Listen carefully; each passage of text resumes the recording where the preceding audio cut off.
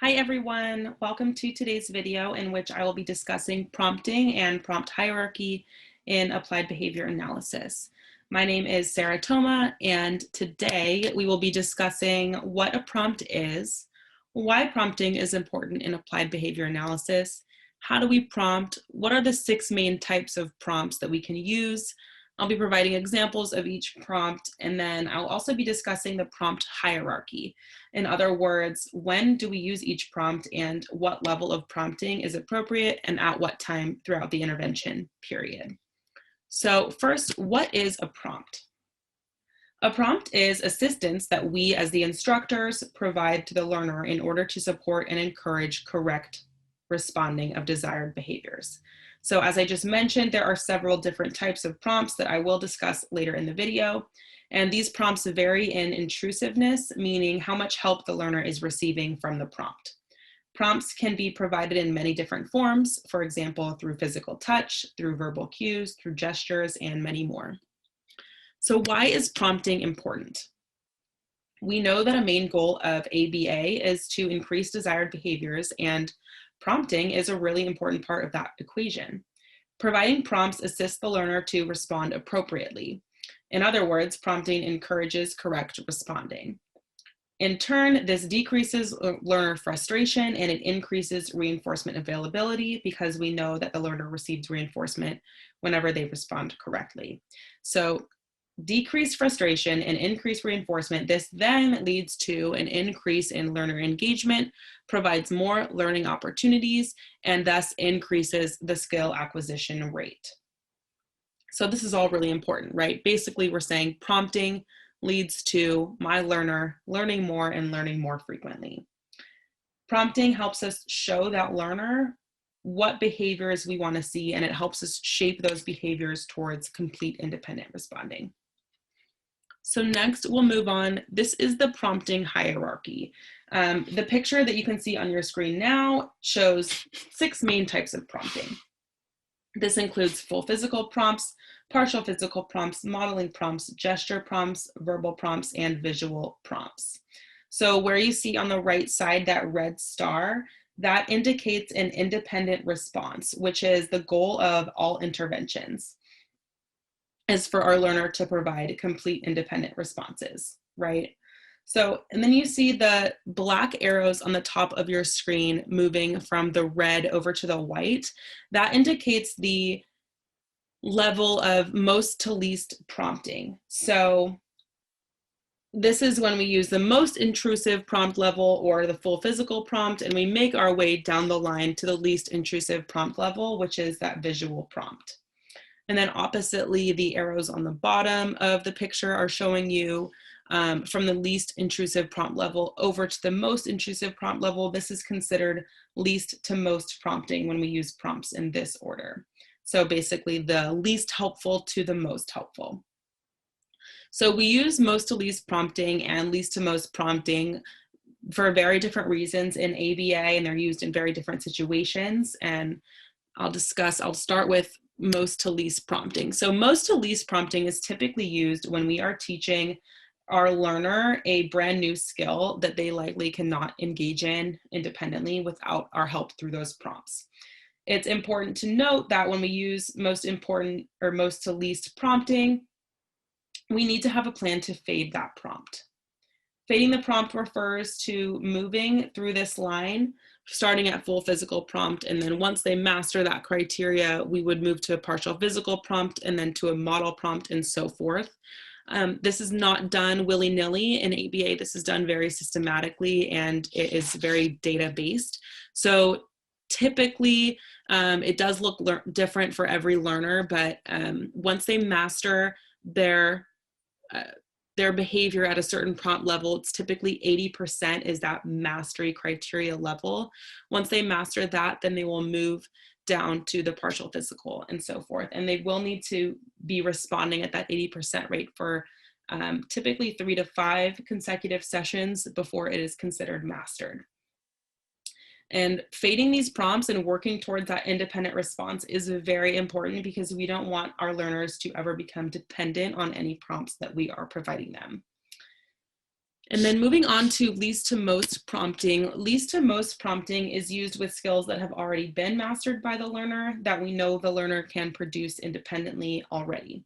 And if the learner doesn't respond at a level which we know they can, with least to most prompting, we would move down this hierarchy visual from the right side over to the left side, just to ensure that we don't provide a prompt that is too helpful or too intrusive. So at this point, I know a lot of people probably have questions on how do I know what prompt level to start out at when I'm teaching a new skill or when I'm working with a new learner whose responding levels I am not familiar with. In these situations, in order to determine what prompt level is appropriate, we would conduct what is called a probe trial.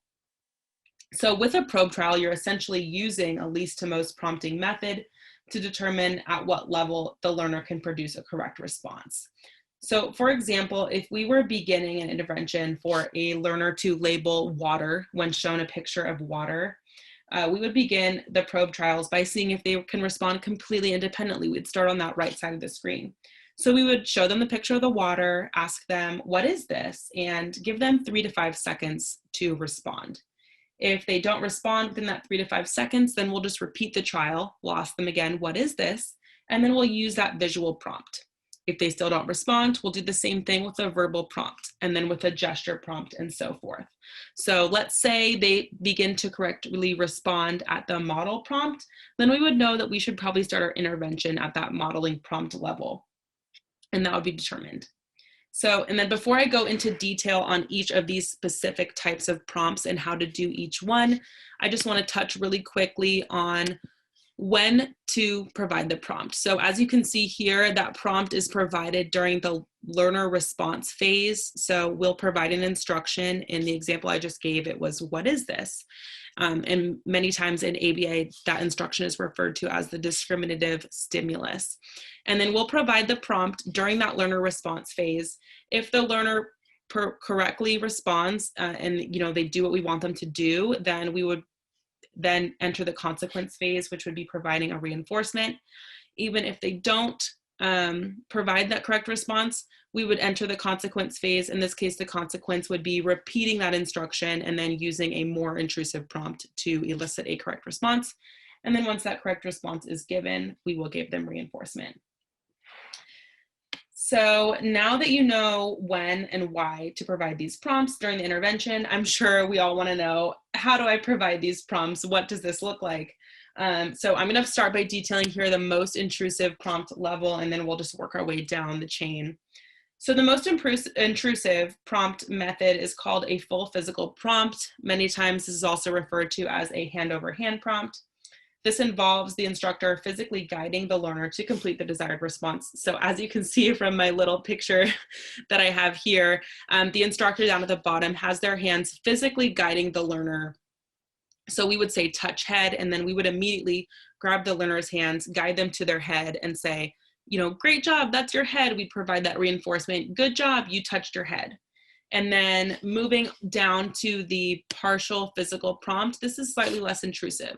It's in the name, partial physical. We still will be providing that physical touch, but instead, as you can see, we would just be touching their elbows or touching their forearms. And then they would kind of use that as a guide, as a cue to remind them, oh, I'm gonna be touching my head now. Learner will touch their head, and then we will provide reinforcement. Next, we have the modeled prompt. As you can see, the instructor up there in the corner. This does not involve any physical touch at all. Instead, we'll just be modeling what the prompt looks like, modeling what that response looks like. So I would say touch head, and then I would touch my own head. I would model that for them. And then the learner would see me touching their head, touching my head, and that would serve as a cue to touch their own head. They'd touch their head, reinforcement would be provided. Next is the gesture prompt. So after we instruct the learner to touch their head, we would simply provide the gesture prompt by pointing at their head. Once the learner touches their head, after that point, correct response, reinforcement will be provided, and so forth. And then the verbal prompt, this is lesser intrusive than the gesture prompt. We will not be physically pointing or modeling or anything during this phase. We would simply verbally repeat that instruction. So I would say touch head, and then I would repeat head or repeat touch head, and then the learner will then touch their head and we will provide reinforcement. Lastly, we have this visual prompt. So I would say touch head, and then I would show the picture or show the learner a picture of themselves touching their head. So as you can see, I put a little note card here with a picture of the learner touching his own head. He would see that visual cue and then touch his own head, and we would provide reinforcement then. So that is the least intrusive prompt method. We did just discuss those 6 methods. We can go a lot deeper into this. There are, positional prompts and partial verbal prompts, partial visual prompts, etc.